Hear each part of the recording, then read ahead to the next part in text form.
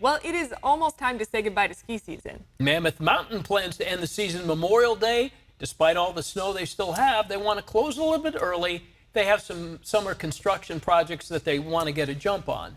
That's right. It comes as several other major ski resorts have closed. Boreal, Donner Ranch, Heavenly, and Sierra at Tahoe have all either closed their doors or switched over to their summer activities.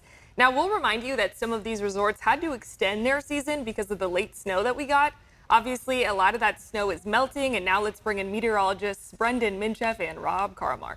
Yep, and we're here to talk about that snow that's melting because it impacts all of us. Even though it initially falls in the high country, we end up seeing it down here in the low country. Yeah, there's just so many other things that we look at in the background to try and figure out how everything will play out in this crucial spring melt season. So we're going to start off with the most traditional way of looking at it. That's, of course, the snowpack. It always starts up high, so let's take a look at this. You can see that from basically where we were from April to where we are now, that's the number of snow water equivalent, basically inches of liquid within the snow, how much that's changed. You can see it's dropped 59% in the northern Sierra, 60% in the central Sierra, and for the southern Sierra, we're down 74% from just April. So as you can see, some places have melted off a bunch more than others. Statewide, we've lost 63% of the snowpack within a relatively short amount of time. So we know that everything is on the move. Yep. Now, is there space in the reservoirs or not? Well, there is, but not much. So what they're going to do is they're going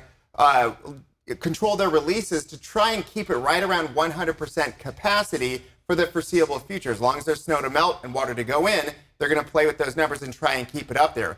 But what happens in between the snowpack and where the reservoirs are a lot of creeks and streams and very important rivers.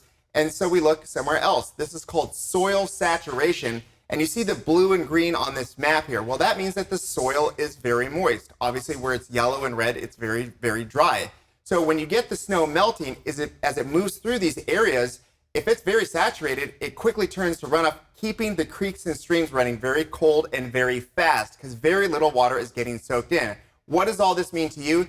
This year in particular, we've got a lot of fast-flowing, very cold creeks and streams.